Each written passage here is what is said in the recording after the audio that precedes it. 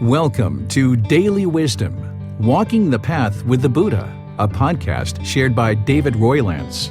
This podcast is dedicated to guiding you to completely eliminate the discontent mind and the suffering it causes by attaining enlightenment. Learn and practice the teachings of Gautama Buddha that will guide you to fully attain a peaceful, calm, serene, and content mind with joy.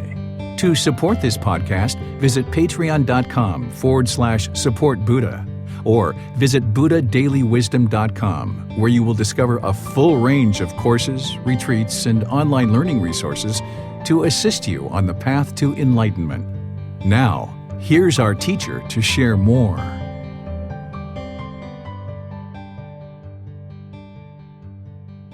Sawadee Kap. Hello and welcome to Daily Wisdom, Walking the Path with the Buddha. Today is our group learning program, and I'm going to be sharing the very last class of a 7-month series of classes that I've been sharing. This is a 7-month program where I've been gradually walking students through chapter by chapter the first book of our book series, which is titled Developing a Life Practice, The Path That Leads to Enlightenment. Over the last 7 months, I've been guiding students in building a foundation of the path to enlightenment and how to move the mind to this awakened mental state where the mind's peaceful, calm, serene, and content with joy. So now the very last class, what I'm going to be doing is sharing the 5 hindrances, the 5 obstructions that are going to block you from actually attaining enlightenment. I'm going to share with you what they are and how to actually eliminate them from the mind, because these 5 things, if you have those in the mind, then it will obstruct you from actually getting to enlightenment itself. So welcome to all of you, whether you're joining for the first time or you're joining regularly. The way that we start our class is I start with a meditation. I'll guide you guys in meditation, and then afterwards I'll share with you the 5 hindrances. And not only am I going to share with you the 5 hindrances, but you're going to learn the 7 factors of enlightenment as well. And we're going to really focus in on right mindfulness, because that's so important to be able to purify the mind. So if you'd like to join for meditation, the way I do this is I start with some chanting to ease us into meditation, which you guys are welcome to chant along. Then I'm going to provide some guidance. Then there'll be a period of time where it'll just be quiet. We'll be meditating together.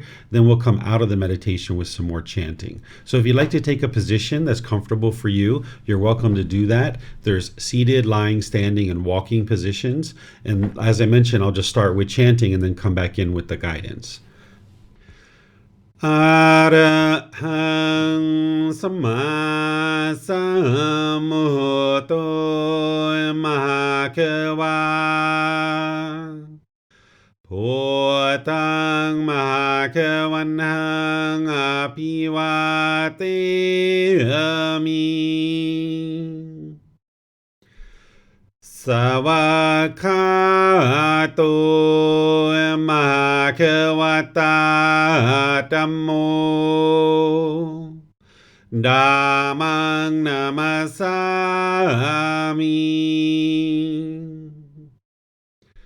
Supatipano Mahakavato Sāvaka Saṅkho Saṅghang Namami Namo Tassa Bhagavato Arahato Samma Sambuddhassa Namo Tassa Bhagavato Arahato Samma Sambuddhassa Namo Tassa Bhagavato Arahato Samma Sambuddhassa Iti Pisu Mahakava Arahang Samma Sambuddho Vicacaranang Sammuno สกาโตโรกาวิโตอนุเตโรปุริสาดามาสติสตตาวามานุสรังโพโตภาควาติ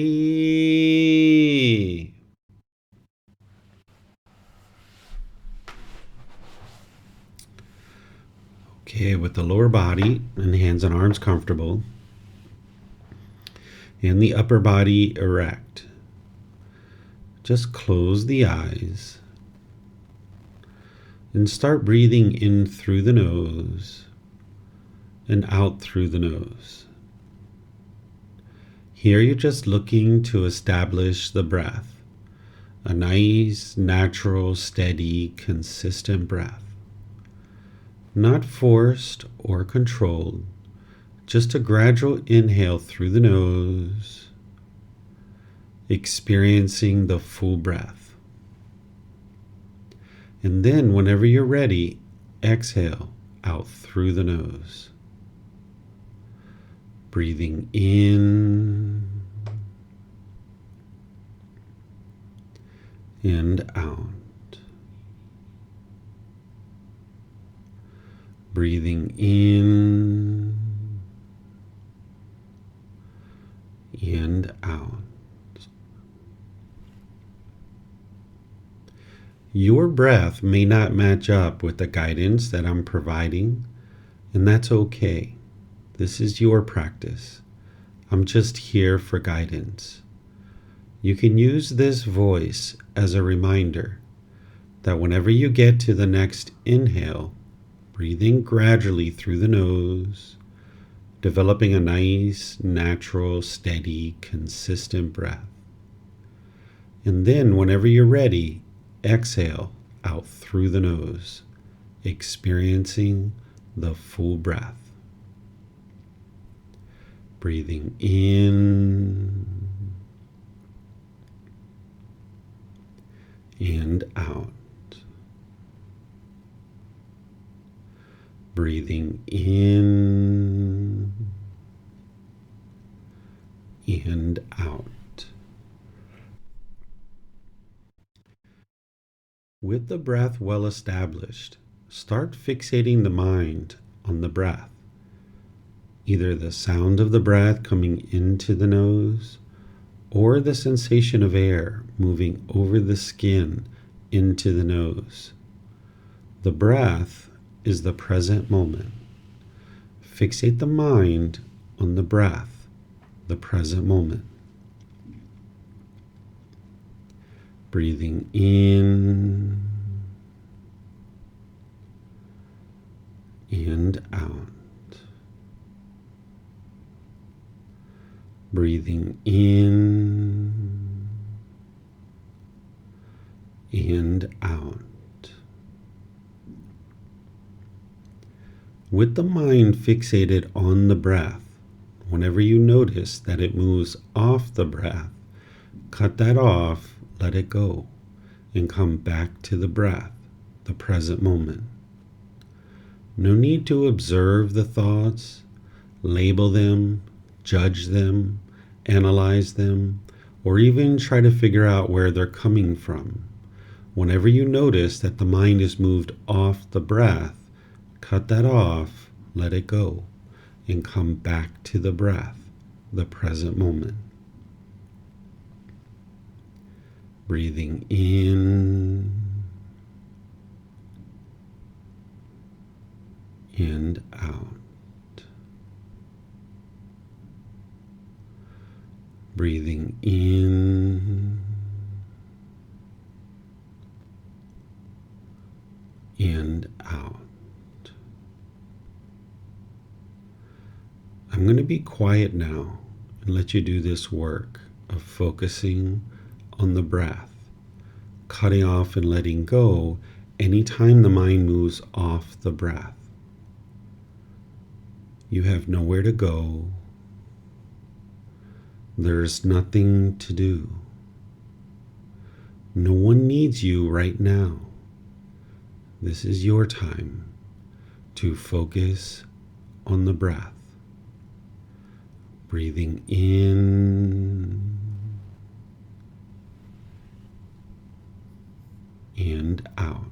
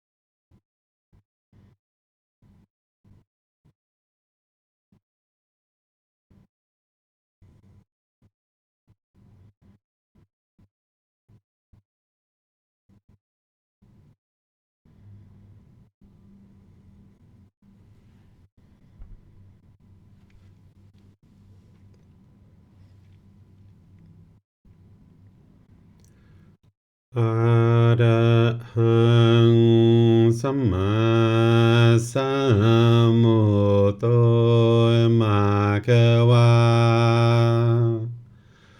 โหตังมะคะวันหังอภิวาเตมิ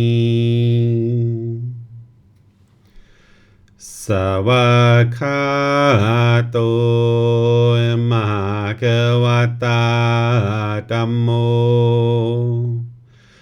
ธัมมังนามัสสามิสุปฏิปันโนมหาควโตสาวกสังโฆสังฆังนามามิ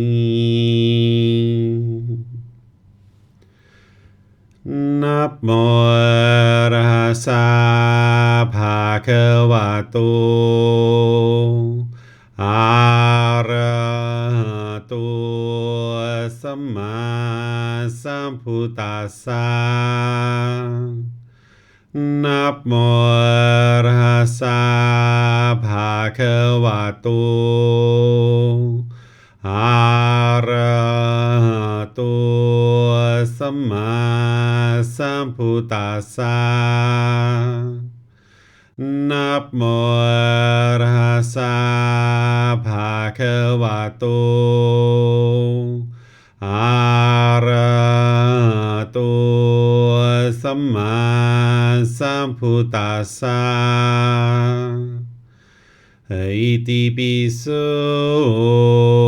มหาควาอะระหังสัมมาสัมพุทโธวิจาจารณังสัมมุโนสกขาโตโรกาวิตุอนุเตโรปุริสาดามาสติสัตตาตาวามนุสนังพุทโธภาควาติ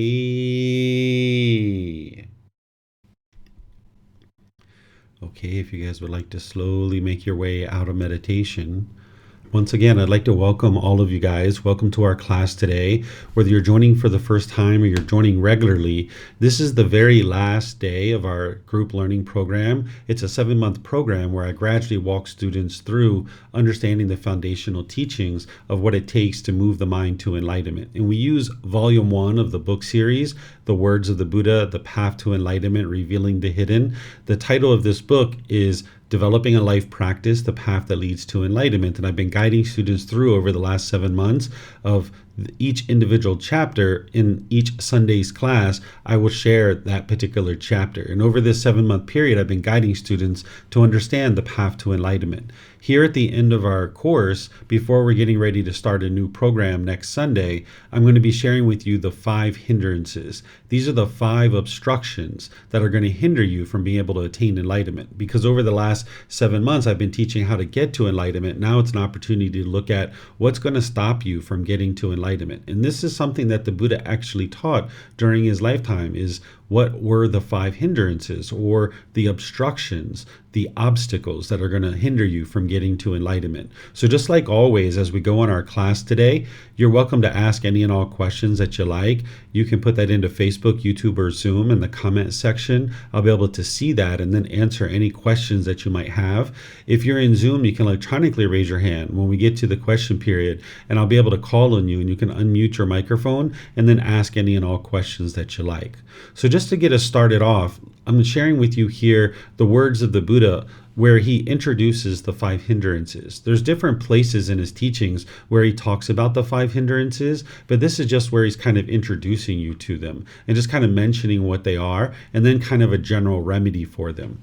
What he says is, monks, there are these 5 hindrances. What five?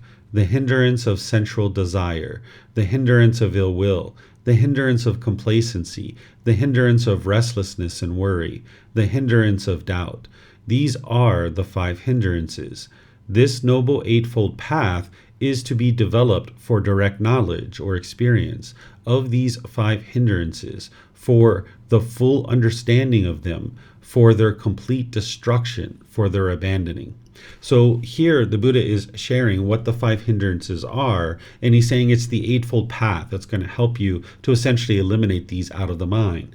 In terms of the path to enlightenment, if anybody was interested in getting on the path to enlightenment using the original teachings of the Buddha, you would need to know the Eightfold Path, inside and out, backwards, forwards. It's the Eightfold Path that is your life practice. This is the path to enlightenment. In terms of eradicating the pollutions out of the mind, it's the Eightfold Path that you would need to learn backwards, forwards, left, right, up, down. You would need to know it like the back of your hand. And that's a foundational teaching that I'm going to be helping students to understand when we restart this group learning program. That the second, third, and fourth class of the group learning program, I'm going to be walking you through slowly but surely each section of the Eightfold Path. In 3 separate classes, we're going to be diving in really deep to understand what the Eightfold Path is, using the original words of the Buddha, and I'm going to show you how to learn it, investigate it, and examine it, how to reflect on it to independently verify that it's true, and then how to practice it, because that's where you actually experience the real results when you're practicing the Eightfold Path. But above and beyond the Eightfold Path, there's actually other solutions for the five hindrances. The Eightfold Path is a foundational teaching. If you're interested in making any kind of progress on the path to enlightenment, you would need to know the Eightfold Path.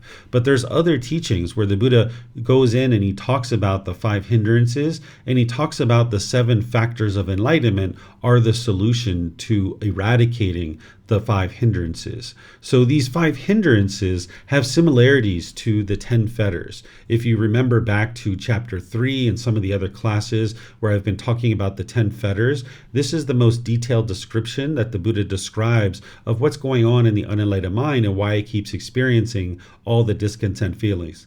The anger, the sadness, frustration, irritation, annoyance, guilt, shame, fear, stress, anxiety, loneliness, boredom, shyness, resentment, jealousy, all of these and other discontent feelings are all being caused because of these 10 fetters. He referred to them as fetters because in ancient times, they would attach a fetter to your ankle to keep you trapped and confined in a certain area. If you were a criminal or a prisoner, they would basically have you in an open field and they would have a shackle, a chain, and a ball around your ankle, and that's how you would stay confined to a certain area. Where today we put prisoners in jail cells and things like this.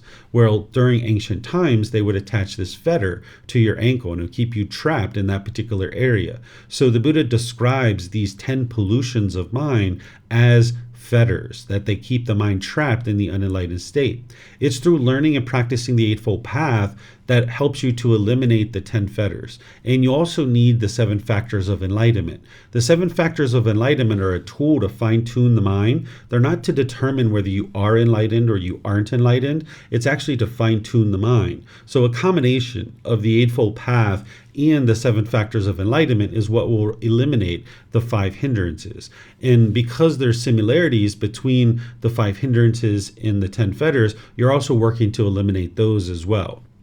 So the Buddha's teachings oftentimes point to each other in either direct ways or indirect ways. You can see that here when I show you the 5 hindrances, or if you're familiar with the 10 fetters, you can already see that already, that they're kind of pointing to each other. Out of the 5 hindrances, 4 of them are actually fetters, where the 5th one isn't actually one of the fetters, but it's something that's going to hinder you from getting to enlightenment. So another example of this is like the 3 universal truths, the 4 noble truths, the Eightfold Path, the 5 precepts. These are all interconnected teachings. The Buddha kind of teaches in these layers, and they kind of point to each other at different times. So if there's ever any kind of struggles or obstacles or impediments to the path to enlightenment, that you're feeling like you're bogged down and you just can't make any progress walking forward on the path, it can be really helpful to look at the 5 hindrances and then apply the individual solutions, which can actually remove these hindrances and can allow you to make further progress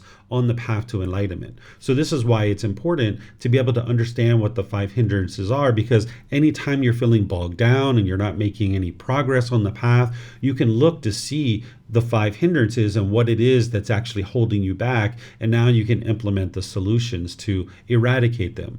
This is where sometimes the Buddha gets the reputation of being like a doctor, because there are certain symptoms that you have in your mind, and then there's a certain antidote or a certain prescription. The Buddha, while he was a doctor in terms of the way people thought about him and the way that he treated his own mind, you are your own best doctor. You need to be able to have the insight and the wisdom to be able to see the symptoms of what's going on and then apply the remedy. So what I'm going to do here is I'm going to introduce you and go through the 7 factors of enlightenment in detail, because in order to understand the eradication and elimination of the 5 hindrances, you need to first understand the 7 factors of enlightenment as tools to help you fine-tune the mind. So I'm going to teach this to you first, and then we're going to walk through the 5 hindrances so that you can see how to apply these 7 factors as well as other teachings that the Buddha shared in order to eliminate the 5 hindrances. So the first factor that the Buddha describes as part of the 7 factors of enlightenment is mindfulness. This is the same mindfulness that shows up on the Eightfold Path, for those of you guys that have studied the Eightfold Path with me, where when you're learning right mindfulness from the Eightfold Path, you generally start out with awareness of mind, because in the unenlightened state, we tend to not be aware of the mind. We just kind of haphazardly go through life. We don't really pay attention to our thoughts and our ideas, the way that we're interacting with other people. We don't really pay attention to what's going on in our own mind. So when you first start out on the path, you would like to be thinking about mindfulness as awareness of mind.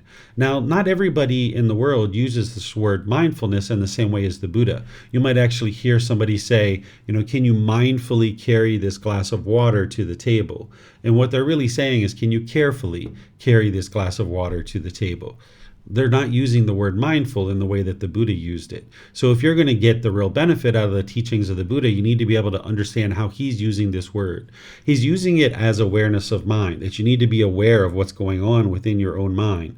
But more specifically, you need to understand the 4 foundations of mindfulness. And this is something we're going to talk about at the end of class, because it's so crucial to your development on the path to enlightenment. But for now, you might just think about mindfulness as awareness of mind. But then we're going to dive into this deeper after we talk about all the other things that we need to talk about today.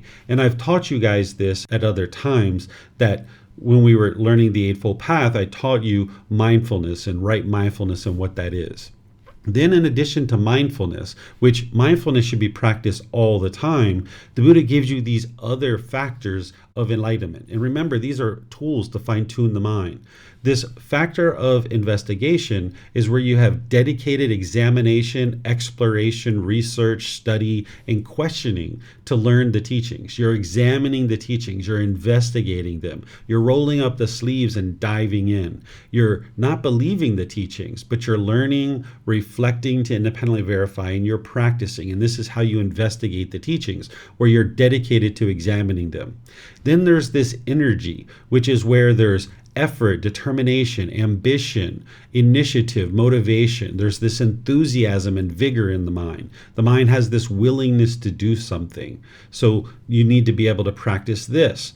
Then there's joy. What joy is where the mind is pleased or delighted, not associated with any specific object, where there's unconditioned gladness in the mind. The mind's not attaining this through craving, desire, attachment. That's the conditional happiness, excitement, or elation.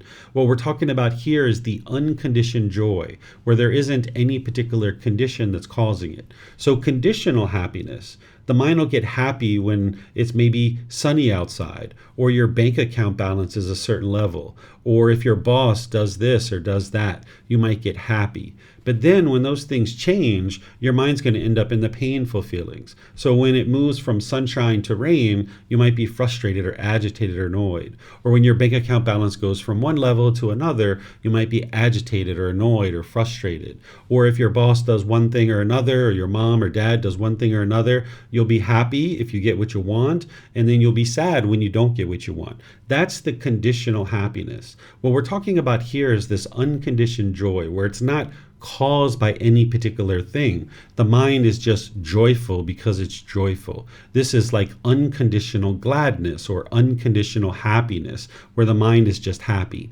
Then we've got tranquility. Tranquility is where the mind is relaxed, steady, stable, peaceful, and still. Then we've got concentration, where the mind has this mental alertness, the attentiveness, the ability to give your attention or thought to a particular object or activity. This is singleness of mind from the Eightfold Path, where the mind is focused and concentrated and clear.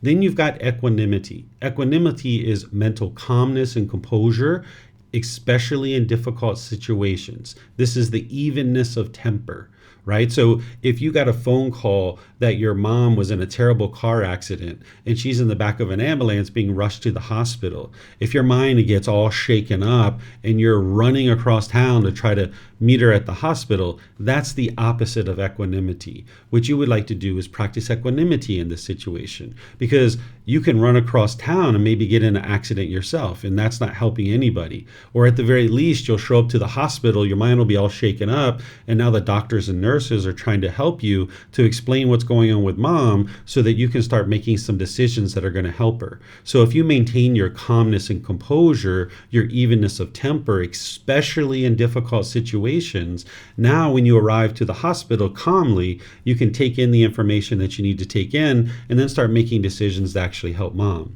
So these are the 7 factors of enlightenment, and the Buddha provides them as a fine tool to be able to go in and actually train the mind. When you first get onto the path to enlightenment, it's kind of like you have this big hunk of wood and you're trying to make this big sculpture.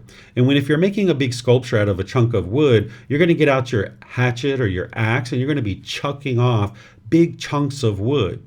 Those big chunks of wood that you're hacking off with a hatchet or an axe, that's like wrong view, wrong intention, wrong speech, wrong action, wrong livelihood, wrong effort, wrong mindfulness, and wrong concentration. You're hacking those off of this piece of wood.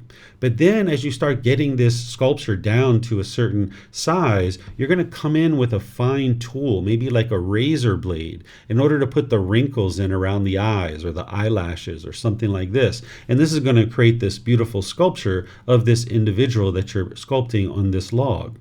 Well, these 7 factors of enlightenment are the same way. They're actually a tool to fine-tune the mind.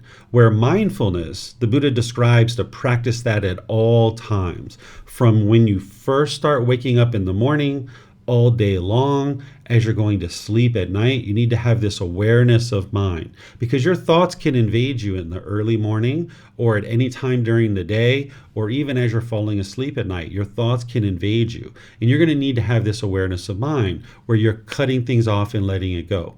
Essentially what your mindfulness is it's like a virus scanner that is kind of like in the background, always running. No matter what you're doing, your mindfulness is there. And the virus scanner, it's watching your hard drive at all times. And if at any time a virus hits your hard drive, the virus scanner goes into action, it quarantines the files, and then it cleans them up and gets rid of them, right? So your mindfulness is doing essentially the same thing. It should be there running at all times, from when you first start waking up, all day long, and as you're going to sleep at night, this awareness of mind. And if at any time you see any unwholesome states in the mind, you need to take action. You need to spring into action and cut that off and let it go and eradicate it from the mind.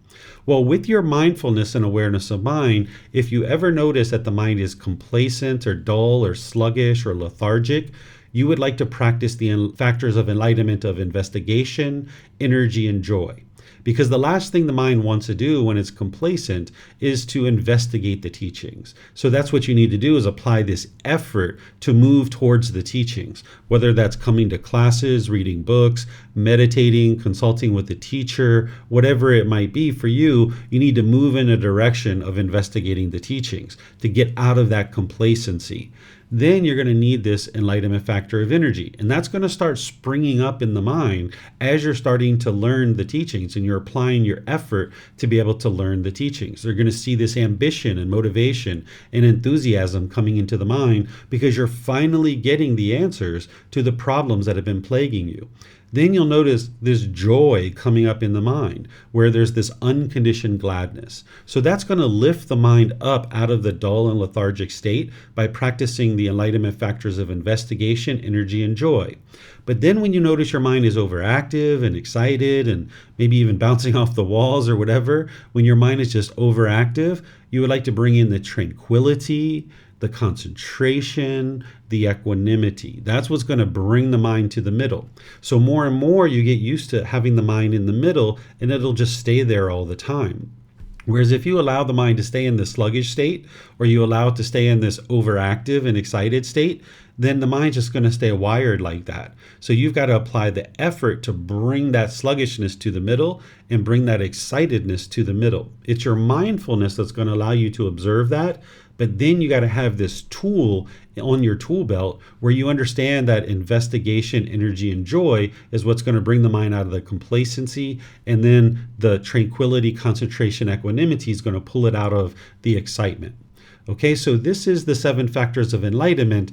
And what I'm going to do next is just open up to any and all questions that you guys have to be sure that you understand what these are and see what questions you might need answered before we move on. Because once I move on, I'm going to be teaching you the 5 hindrances and how to apply these and other teachings in order to eliminate those 5 hindrances. So if you guys have any questions here, you can put them into Facebook, YouTube, or Zoom, or you can raise your hand in Zoom and ask any questions that you like. Okay, I see Janae has a question here. Why are the 5 hindrances so closely related to the 7 factors of enlightenment? Because the hindrances are what's obstructing you from getting to enlightenment, and it's the 7 factors of enlightenment that are helping you and aiding you to get to enlightenment. So the 7 factors of enlightenment are the solutions to the 5 hindrances. That's what's going to help you overcome them and remove these obstacles out of the mind. Okay, I'm not seeing any other questions anywhere. So now I'm going to move on to describing to you the 5 hindrances and then how to actually solve them with various teachings from the Buddha. This first hindrance is called sensual desire. Some of you guys might know this one from the 10 fetters. Sensual desire is where the mind is longing, yearning, wanting pleasure through the eyes, ears, nose, tongue, the body, and the mind itself. These are referred to as the 6 sense bases. The mind is craving permanently agreeable contact. The mind wants to see agreeable things.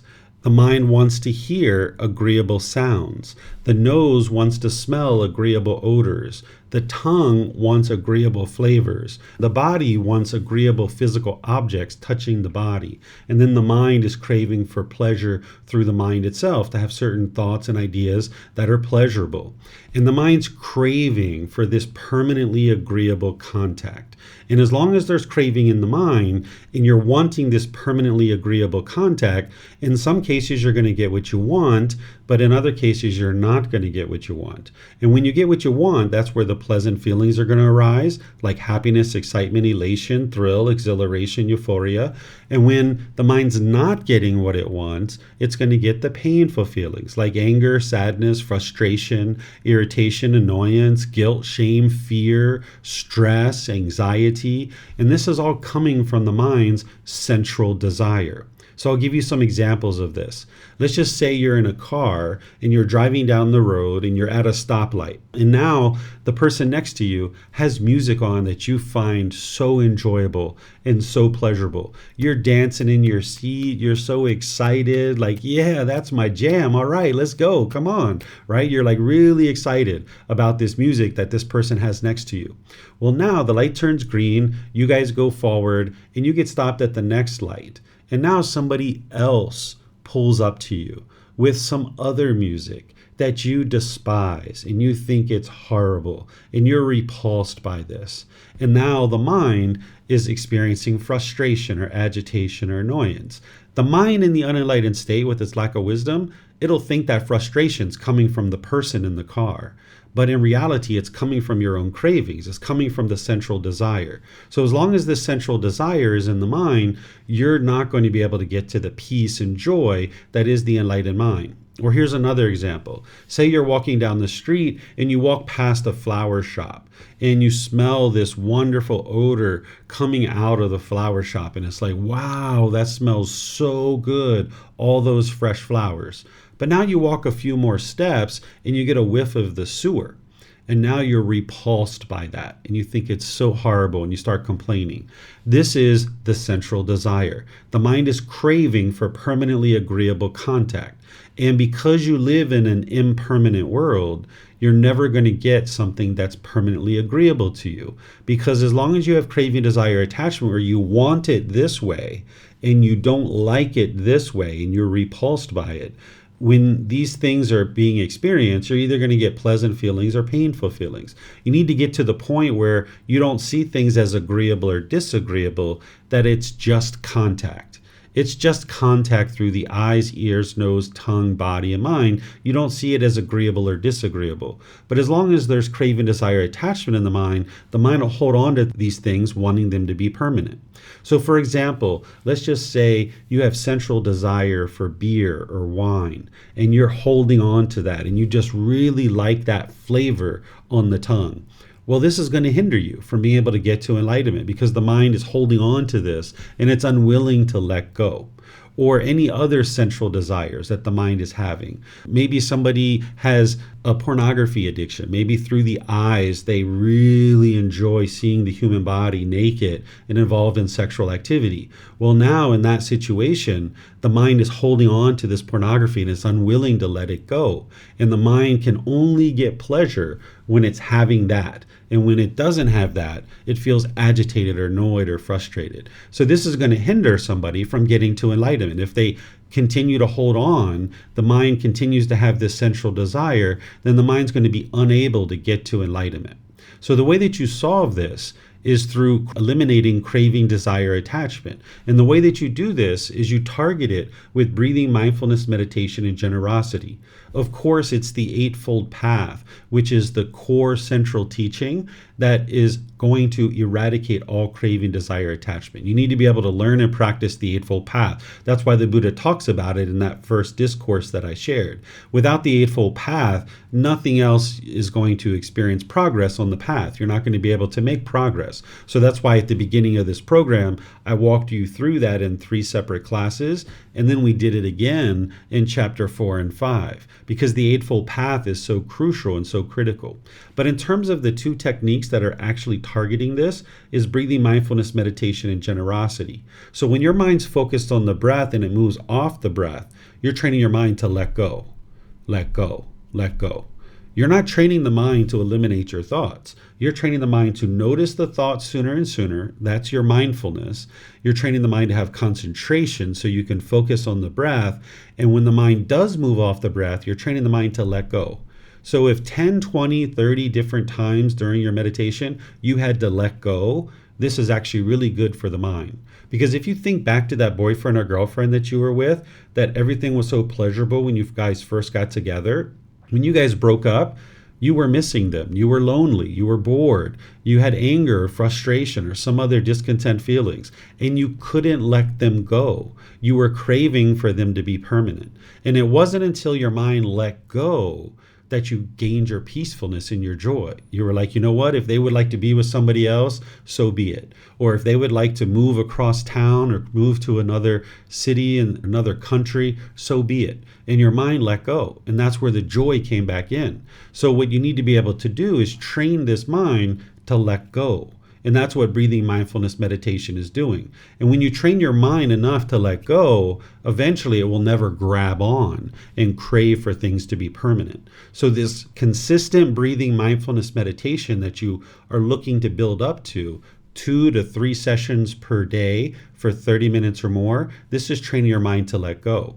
So 2 to 3 sessions per day for 30 minutes or more could sound like a lot for some people. But if you look at your life, there's probably certain unbeneficial things that you're doing that if you looked at those things, you could probably get rid of those. And you'll actually find that you have more time to do things like training your mind, which is going to be much more beneficial for you.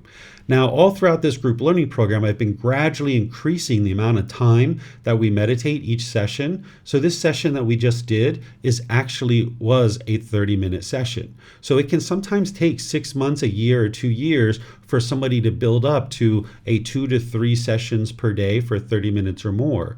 But if you've been meditating with me over the last 7 months, I've been gradually elongating these sessions to the point where now you should be meditating for 30 minutes if you've been meditating with me in these classes. And then maybe you have some more work to do on your own, but you would gradually like to be building up to that, because that's going to train your mind to let go, let go, let go. Then there's this generosity. The generosity is where you're giving and sharing more than is strictly required in any given situation without any expectation of anything in return, such as your time, your effort, your energy, and your resources. The generosity is there to train your mind to let go also. Because with craving, desire, attachment in the mind, you'll tend to hold on to things very tightly and you'll become selfish. So you need to be able to live open-handedly and be joyful in letting go, training your mind that things don't have to be self-satisfying all the time and that you can let go and eliminate this selfishness.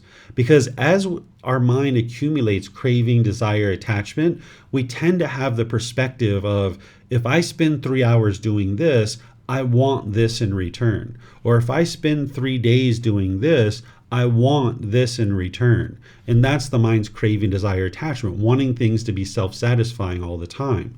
But if you can practice generosity on a daily basis, where you're frequently giving and sharing, this will train your mind to do so without any expectation of anything in return. And you can be finding all different kinds of ways to do this, right? Like if you're walking into a store, you could hold the door for somebody, and this would be generosity. You're sharing your time, effort, energy, and resources more than is strictly required without any expectation of anything in return. Now, you need to be sure that there's no expectation, because if you're standing there expecting a thank you, you'll be frustrated when they don't say thank you, because not everyone's going to say thank you. So you can't even expect a thank you when you're practicing generosity. You need to just give and share without any expectation of anything in return. And if you're doing this frequently, multiple times a day in different ways, then this will really help you. So for example, if you find that you're attached to money and you're holding on to it tight, rather than giving like $500 once a year to some charity, it would be better to give $1 a day, because each day your mind's having to let go, let go, let go, let go. Or say that your clothes come out of the washing machine or the dryer and you see that they're ripped and you get frustrated about that. It would be wise for you to start sharing your clothes. Maybe you give some away, maybe you share them with other people, let them wear them. Or if you notice that you're attached to your jewelry, you might decide to share your jewelry and let other people wear it, or even give some of it away. This is going to help your mind to let go of these things. So practicing generosity frequently each day, as well as practicing meditation frequently each day, that's going to target the craving, desire, attachment and train your mind to let go, so you're no longer forming inner feelings based on some condition. If the mind gets its central desires fulfilled, you get happy. But if they don't get fulfilled, you get angry or sad or frustrated. You're trying to eliminate that, where your mind isn't craving for things to be one way or another. And something else that you can do here is something called guarding the doorways to discontentedness. This is something that the Buddha taught, that you can guard your mind, guard the doorways. The doorways are the 6 sense bases: the eyes, ears, nose, tongue, the body, and the mind itself. Every time you get discontent, it's because there's been some contact through the 6 sense bases. And now the mind has craving, desire, attachment, and it's going to see that contact as either agreeable or disagreeable. If you see it as agreeable, you'll get pleasant feelings. If you see it as disagreeable, you will get the painful feelings. So you need to guard the mind and realize that there's going to be this contact coming through the eyes, ears, nose, tongue, the body, and the mind. I'll give you an example of this. That there was a time when I was getting rid of coffee. And I knew that coffee was not helpful for me at all. The caffeine was causing the mind to be too overactive. And I decided I was going to get rid of this caffeine and I was going to get rid of the coffee. So I was gradually expanding the amount of time that I was going without coffee for like 1 week, 2 weeks, 3 weeks.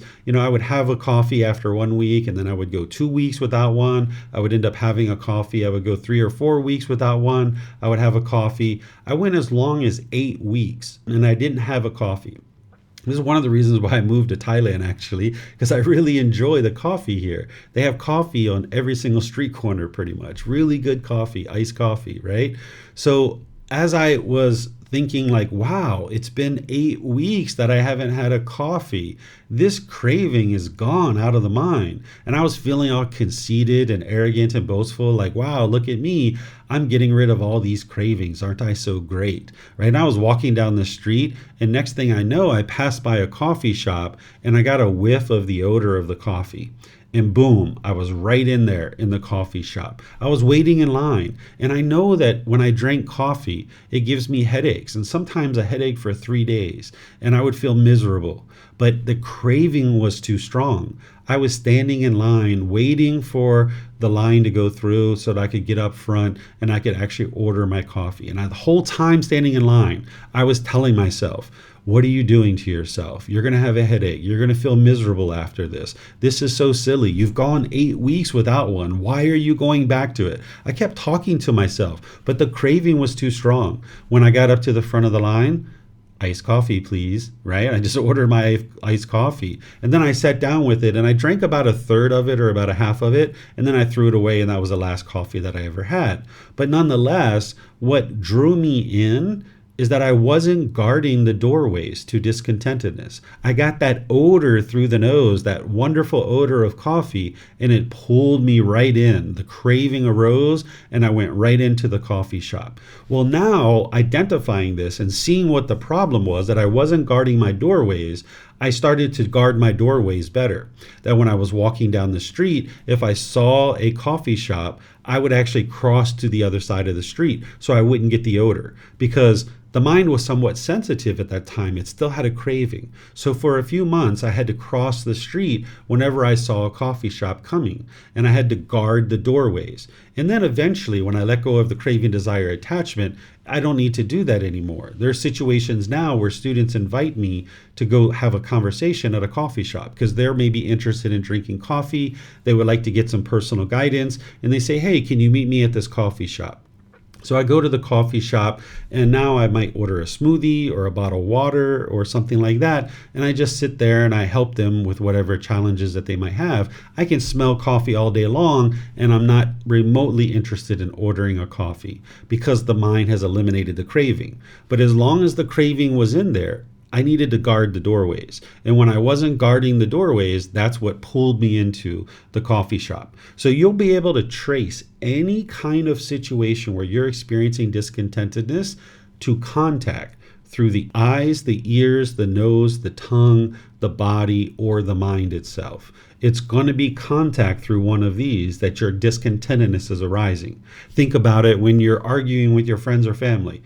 It's certain things that you're seeing in their body language. There's certain things that you're hearing from them, right? That these are the contact that you're experiencing, or that music that you're hearing when you're waiting at the stoplight. That's coming through the ears, right? There's always going to be contact, and it's a central desire that's causing the mind to experience the conditional pleasant feelings, the painful feelings, or the feelings that are neither painful nor pleasant. So practicing breathing mindfulness meditation and generosity, as well as guarding the doorways, is what's going to eliminate your cravings, desires, attachments. Where you find that your mind is attracted to something and you're trying to hold on to it and you want this thing to get pleasant feelings, you're going to need to distance yourself from that and train your mind to let it go. Where you find that you're repulsed by something and you're pushing something away, you actually need to put the mind in that situation in order to train it to be comfortable. So for example, if there's a certain cologne that you find just to be so amazing, you're going to need to distance yourself from that for a period of time, maybe weeks or months, and train your mind to let that go. But if there's like a smell, like a sewer that you're repulsed by, you're going to need to go stand by the sewer and take some nice deep breaths in order to train your mind like, hey, this is impermanent and I don't need to form my feelings based on this odor. So in situations where your central desire is pulling you close to something and you're wanting to hold on to it, you're going to need to distance yourself from it so you can train your mind to let it go. But where you're repulsed by something and you're pushing it away, you're going to need to put your mind in that situation to be able to be comfortable and train your mind that this is impermanent, and you can train your mind to eliminate the craving, desire, attachment. Because when the mind gets what it wants, it's going to get those pleasant feelings. But when it doesn't get what it wants, it's going to get the painful ones. And now this is where the ill will comes in. When you're not getting what you want, you'll falsely attribute this to something external. With the mind's lack of wisdom, this anger, hatred, hostility, the bitterness, the aggression, the resentment, the frustration, the irritation, the annoyance, all of this will start to arise. And now when this is arising, the mind will become unskillful. That you'll be bitter, harsh, and hostile towards people through your intention, speech, and actions. And now you're going to damage your relationships. And this is really unwise. You know, we weren't born with ill will in our mind. We didn't go into the nursery at the hospital hating other babies, but we acquired this over time. That when we were little kids, we had sensual desire, as you might have now since you're unenlightened. But as a child, we might have craved chocolate or ice cream. And we were like, mommy, mommy, daddy, daddy, buy me chocolate, buy me ice cream. And they bought us chocolate and ice cream, and we were so happy. It was the best day on earth. They were the best parents we've ever found, right? But then somewhere along the line, it was like, mommy, daddy, buy me chocolate, buy me ice cream. And they said, no, you can't have it. And we got angry and we got frustrated and we thought they were the worst parents that we've ever met, right? And this is because the mind wasn't getting its cravings fulfilled. There was this anger that came up in the mind. And now we formed what's called a mental object, or this particular hindrance, this fetter of ill will got formed in the mind. And now this deeply rooted container in the mind of ill will is motivating this unskillful conduct. Like right now, you probably aren't angry. You probably aren't frustrated. You're just listening to me talk. But if somebody triggers one of your cravings, when that craving gets triggered and now that anger is arising, you could potentially be really bitter, harsh, or hostile to people, or maybe aggressive or resentful towards someone. The way that you transform all of this is through loving kindness meditation and practicing loving kindness in daily life. The loving kindness meditation is going to essentially rewire the mind. Whereas if you keep going down this path of anger and bitterness and hostility, you know where that leads, is it leads to broken relationships. And if you continue to go down that path, the mind's going to just continue to have this well-worn path of anger, and you'll never get rid of it. Or you can get out your machete and you can start breaking through the branches and the bushes and forge this new path. That's why it's a bit challenging to go down this path of loving kindness, because you got to get out your machete and you got to start breaking down some bushes. So now with this loving kindness meditation that you also integrate into your 2 or 3 sessions per day, it can be one of those, or it can be 2 of those, it can be 3 of those. Out of your day, you should have at least one of them be loving kindness. And if you have it in the morning, this is going to set you up to go out into your day and practice loving kindness in your day-to-day intentions, speech, and actions. Because that's where the real transformation is happening. You could do loving kindness meditation all day long, but if you went outside and you were bitter and harsh and hostile to people, you're not making any real transformation. So you need to be able to do the meditation and then go out into your day-to-day life and practice loving kindness through your intention, speech, and actions. And that's where the real change is occurring. So the loving kindness meditation is like filling up your gas tank so that then you can go out into the world and be loving and kind. And now you'll transform your relationships. Because if you've been bitter and aggressive and hostile and resentful or irritated in your relationships, that stuff's all coming back to you. Whether it's your life partner, your children, your parents, your boss, your coworkers, as you've been putting that stuff out, it's going to all come back to you. And oftentimes we want other people to change, and we think that's how our life is going to improve.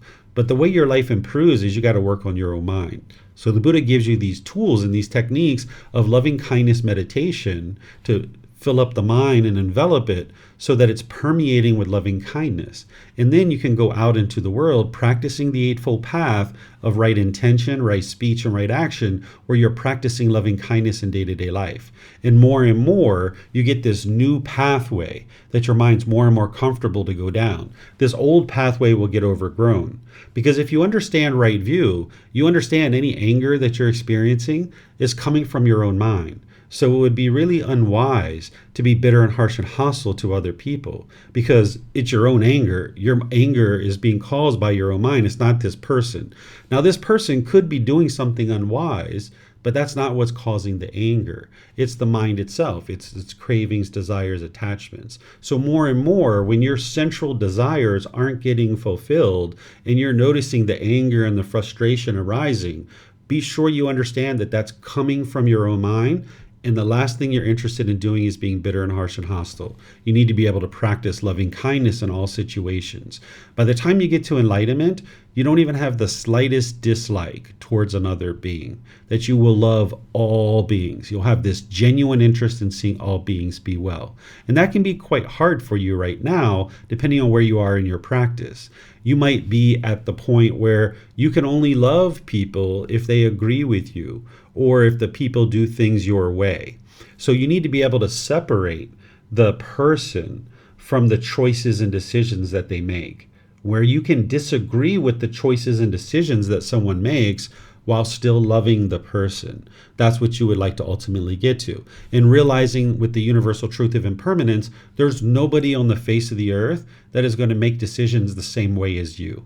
There's only one person on the entire earth that's going to make decisions exactly the same way as you every single time. And I think you know who that is, right? It's you. You're the only one. So if you can only love people who make decisions the same way as you can only love one person, and that's yourself. And sometimes you might even find that to be challenging, right? So you need to be able to separate the choices and decisions that someone makes from the person themselves. So that way you can love the person, have a genuine interest in seeing this person be well, while you disagree with their choices and decisions. And that's a normal part of life, that you're going to disagree with what people say, what people do, and that doesn't mean you have to hate them. It just means that they're doing things differently. But if you have a craving in your mind for everybody to do things the same way as you, when people don't do things your way, you'll get angry or bitter or harsh. So this loving kindness meditation and practicing loving kindness in day-to-day life will transform this. Because as long as you have anger in your mind for any being whatsoever, or any kind of anger whatsoever, or even the slightest annoyance, your mind's not experiencing enlightenment. You need to get completely liberated from this and uproot it. So this is a hindrance or an obstacle to your enlightenment, that as long as you have even a dislike towards somebody else, your mind's not enlightened. Because the only reason why you dislike that person is because they're not meeting your expectations. They're not meeting your cravings, desires, attachments. If they did things your way, you would like them, right? But the reason why the mind dislikes them is because its cravings aren't getting fulfilled. Its wants and expectations aren't getting fulfilled. So if you get those things out of the way, you can start loving all beings. Then this third one is complacency. What complacency is where the mind is dull, lethargic, it's lacking motivation. If you see any of the really old translations, you might see this referred to as sloth and torpor. And I translate this as complacency. Essentially, the mind is dull and lethargic. It's lacking motivation. It's lacking enthusiasm and ambition. It's lacking initiative. It doesn't want to do things. Essentially, the unenlightened mind can do two things. It can chase. That's the central desire, where the mind's longing, yearning, and chasing after things. Or the mind's all the way on the other side, where it's dull and lethargic. It's exhausted because it's been chasing so much that it's exhausted, and it swings to the other side where there's this dullness and this lethargic condition. And what the Buddha is doing is he's inviting you to come to the middle, where you can have sustainable energy all day long. But you can't get to that if you keep allowing the mind to swing back and forth like this, where you're chasing, and then you're dull and lethargic. And the longer the mind is staying in either one of those conditions, the harder it is to bring it to the middle. So you would like to catch this complacency as soon as possible. When you see that the mind's complacent, like it's pushing things away, it's dull, it's lethargic, it's lacking a willingness to do something, you would like to bring in the enlightenment factors of investigation, energy, and joy, where you roll up the sleeves and you investigate the teachings of the Buddha. That's going to help you get out of this complacency. Because when the mind's complacent, the last thing it wants to do is meditate or read a book or come to class or talk to your teacher or listen to a podcast or a video or audiobook. The mind's dull and lethargic. And as long as you allow the mind to be in that unmotivated state, it's not taking in the teachings that it needs in order to get to enlightenment. So this is going to hinder you from getting to enlightenment because the mind's complacent. It's not willing to do the work to be trained. Now, I understand it can be sometimes a struggle and somewhat difficult to practice these teachings, but that's only because the mind lacks wisdom. If you continue to allow it to be complacent and you're not cultivating wisdom, it's going to stay in that complacency. But if you roll up the sleeves, if you sink in and start investigating the teachings and start cultivating your wisdom, that's where the mind will come out of that complacency into the middle, where you can gradually be learning little by little by little. So let me know what questions you guys have on any of these three before we move on to the next two. Remember, you can put that into Facebook, YouTube, or Zoom, or you can raise your hand in Zoom and ask any questions that you like. Okay, it looks like we have a question coming in here on YouTube. How do we arise tranquility?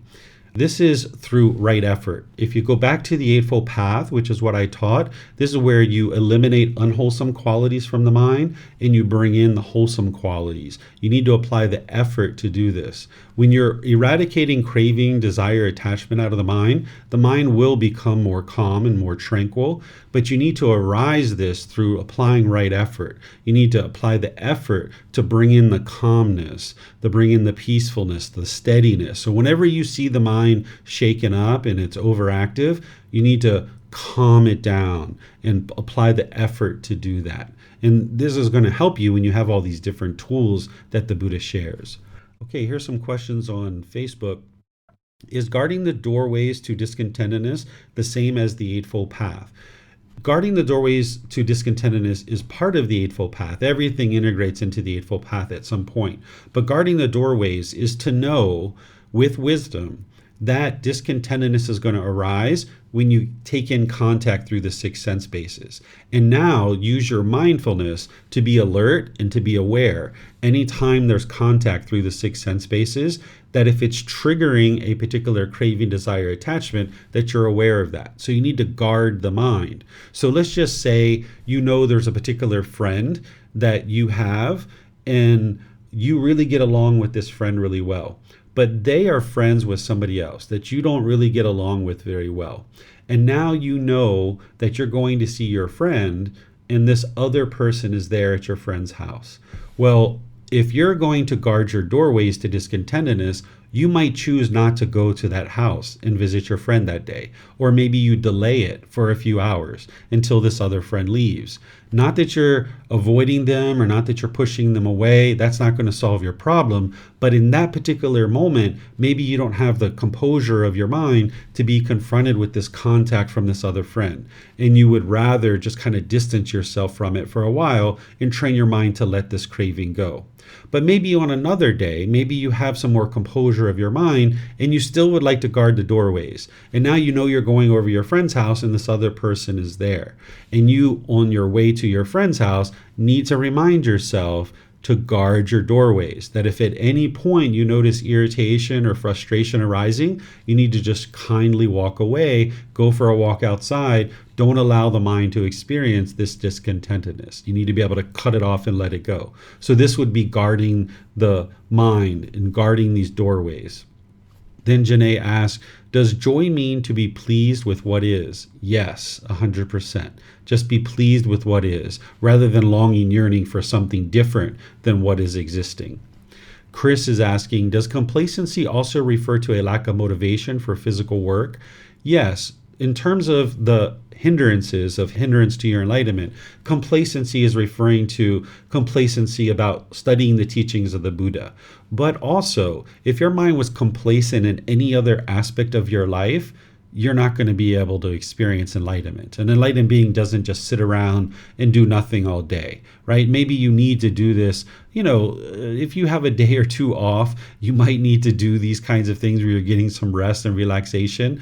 But nonetheless, an enlightened being is going to be doing something to progress forward in life. So when we talk about complacency in relationship to the five hindrances, it's complacency about studying the teachings of the Buddha and being disinterested in actually learning and growing and developing. That the mind is running away from this responsibility to train your mind. But also, you need to ensure that you're not complacent in other parts of your life too. Okay, let's see. I'm not seeing any other questions anywhere. So I'm going to move on to the next two. These are really straightforward and actually really easy to teach. I won't have to explain them as much because you'll understand them really readily. This fourth one is restlessness and worry. What this is where the mind is overactive, where there's this confused, distracted, restless state of mind. And you might even be worried about your own unskillful conduct, that your mind is overactive, you're uptight. If you have obsessive thoughts, this is the restlessness in the mind. It might even be showing up in the body. If you kind of bob your knee and tap your foot a lot, or if you tap your fingers on the table a lot, this is the mind is overactive and it's coming out through the body. So you'll see this restlessness, this overactivity in the mind. And because of this, the mind will be confused and distracted. There'll be this restless state of mind. And then the mind will worry. It'll worry about your own unskillful conduct. When you do something that's unskillful, you'll worry of, oh my goodness, this is so bad. Or you'll worry about the world and things that are going on in the world. So this is going to hinder you from being able to get to enlightenment, because an enlightened being doesn't have a restless mind and they don't worry, right? Their mind isn't overactive. Their mind is very steady, very stable, very consistent. They're able to think through their thoughts one at a time, and they don't worry about anything whatsoever. So the way that you eliminate this overactivity of the mind is by bringing in the tranquility, the concentration, and the equanimity. That singleness of mind is the concentration. So you need to apply right effort to arise these enlightenment factors of tranquility, concentration, and equanimity. So whenever you see with your mindfulness that you have restlessness and worry, you need to be able to know that's the symptom, and now the antidote is tranquility, concentration, equanimity, and bring those into the mind. Then the fifth one is doubt. What doubt is where you have doubt about the Buddha, the teachings, the community, your teacher, or your own ability to get to enlightenment. If you have doubt about whether these teachings will actually lead to your enlightenment, this is where complacency can actually come into the mind, because there's doubt. The way you eliminate doubt is not by blind belief or faith or anything like this. The way you eliminate doubt is through investigation of the teachings, by examining the teachings. Because if you're learning the teachings and examining them, if you're reflecting on them to independently verify them, and you're practicing the teachings on a day-to-day basis, this is going to allow you to cultivate wisdom. And the more wisdom that you have about the path to enlightenment, and the more you've trained your mind, you'll see the improvement to the condition of your mind. It's only a matter of time before the mind starts moving towards enlightenment. And you'll see that your mind is becoming more peaceful, your life is becoming more peaceful, your relationships are becoming more peaceful, you're more easily able to handle things in your day-to-day life. You'll start noticing that you'll sleep better, you'll have better sleep. And eventually you're going to see so much progress that you'll eliminate your doubt, that you will have no doubt that these teachings are leading to an improved condition of mind and life. But the way you get to that is through investigation of the teachings, not through blind belief. So by the time you eliminate your doubt, you're not enlightened yet, but you're well on your way.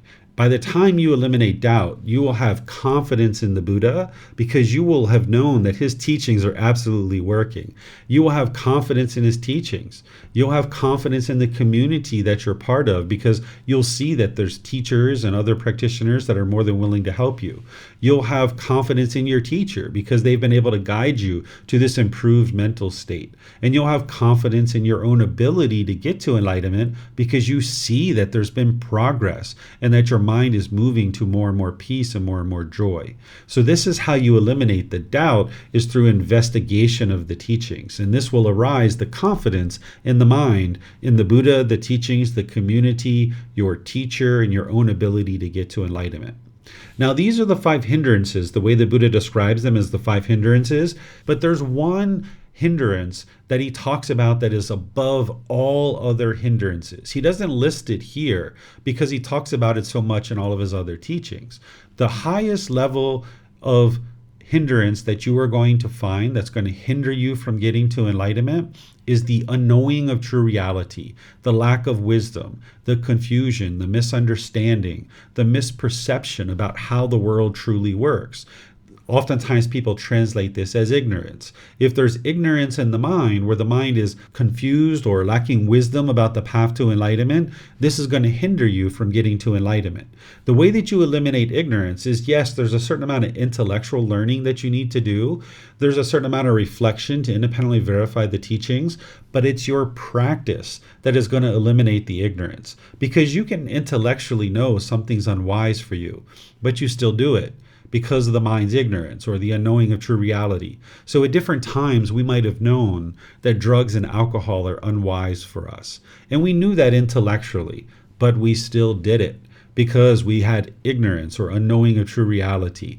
So once we start practicing the teachings, that's where the ignorance is fully eradicated from the mind. If you just intellectually know the teachings, and you're not actually practicing them, there's still this unknowing of true reality because the mind doesn't see the wise decision making and it's not actually making those wise decisions. So while all these are hindrances, you wouldn't even know about these hindrances if the ignorance is in the mind. So that's why you're learning, reflecting to independently verify and practice so you can get to the point where you have wisdom about all the teachings, the Three Universal Truths, the Four Noble Truths, the Eightfold Path, the Five Precepts, the Seven Factors of Enlightenment, the Brahma Viharas, the extensive meditation training, the 10 fetters. All these teachings that you're going to need is what's going to help you to cultivate wisdom about the path to enlightenment. And that's going to help you to completely move past all these hindrances by cultivating wisdom. When you have ignorance or unknowing of true reality, that's the biggest hindrance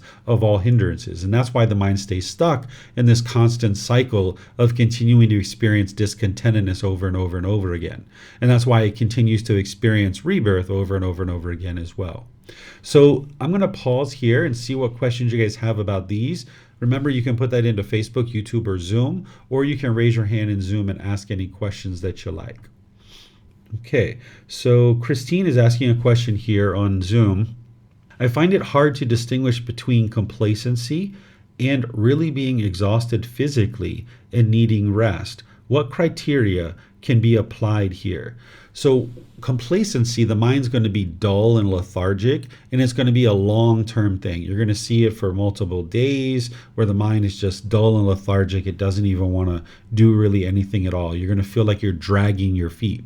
Where when you're exhausted, the mind just needs rest. And if you get a little bit of rest, you can get right back out there and start doing whatever it is that you need to be doing. So that's how you can distinguish between these two. Okay, let me see what other questions we might have. You're welcome, Christine. Pleased to help you. Okay, I'm not seeing any other questions anywhere. So what I'm going to do is end by sharing with you more about mindfulness, because mindfulness is going to be what helps you to identify the five hindrances in the mind. And this is also what's going to help you transform the mind to be able to get to enlightenment. Not just identify the five hindrances, but any other unwholesome state in the mind as well. I taught this multiple times through the program, but here I'm going to hone in on it really closely as part of our class. So when I teach right mindfulness, I teach that this is helping you to develop awareness of mind. And this is what you generally might sit with, and you might practice for multiple months, where you're just gaining this awareness of mind. And it's your breathing mindfulness meditation and practicing mindfulness in day-to-day life that's going to help you to cultivate this awareness of mind. So you need that breathing mindfulness meditation to be able to get to awareness of mind. Because in the unenlightened state, when we lack wisdom, we really aren't really paying attention usually to our thoughts and ideas. We're just kind of plowing through the world, knocking down the trees and burning up the forest. But as you're starting to gain more and more awareness of the mind and the thoughts and ideas and what's going on in your mind, you would ultimately like to develop the 4 foundations of mindfulness. This is where you're learning about the bodily sensations associated with discontentedness, that there's going to be this early warning system, these bodily sensations that are starting to arise before your mind experiences a feeling. Then, once the mind has experienced a feeling, it's going to affect the condition of your mind. That for a few hours, a few days, for a week or two, you're going to have this general condition of the mind where it's grumpy or irritable or agitated. And then it's going to feed and it's going to form these mental objects, these deeply rooted containers in the mind. What the Buddha is essentially cluing you into here is this life cycle that discontentedness takes. That when you have contact through the 6 sense bases, if there's a craving, desire, attachment in the mind, whether it's going to be a pleasant feeling, a painful feeling, or neither painful nor pleasant, there's going to be some bodily sensation. This is the early warning system. With pleasant feelings, it can oftentimes be tingling across the shoulders, the back of the neck, over the top of the head. We call this maybe warm fuzzies in some cultures. And you might really indulge in that. And you're like, oh, wow, this feels so great. This feels so lovely. But what you should be doing is cutting that off and letting it go. If you allow the mind to get that conditioned pleasant feeling, the painful feeling's waiting for you right around the corner. Because whatever condition that existed to give you that pleasant feeling, when that condition changes, your mind's going to end up in the painful feeling. So you need to be able to see the conditional pleasant feelings just as much a part of the problem as the painful ones. You need to be willing to let go of the temporary pleasure in order to be able to get to the permanent happiness, the permanent joy, the unconditioned happiness. Because as long as you allow your mind to form this pleasant feeling based on a condition, it's going to keep staying wired that way. And now when that condition changes, your mind's going to end up in the painful feeling. So when you feel those warm fuzzies coming across the back of the shoulders and up the head, you need to cut that off and let it go. Train the mind, nope, not going to let you do that. And also, if you're noticing a painful feeling, that it isn't a feeling yet, but it's just a bodily sensation. Something like anger, it might be like tingling in the body, rising from the feet up towards the head. You might notice tightening in the chest, tightening in the throat, heat in the face, pressure in the skull. These are all bodily sensations associated with painful feelings about to arise. And these are going to be unique to you. But where you see that, you would like to cut it off and let it go. Because this is the early warning system where the mind is alerting you that you're about to get a conditioned feeling. So it's kind of like the mind saying, I'm about to get a conditioned feeling. I'm about to get a conditioned feeling. I'm about to get a conditioned feeling. And you're like, nope, not going to let you do that.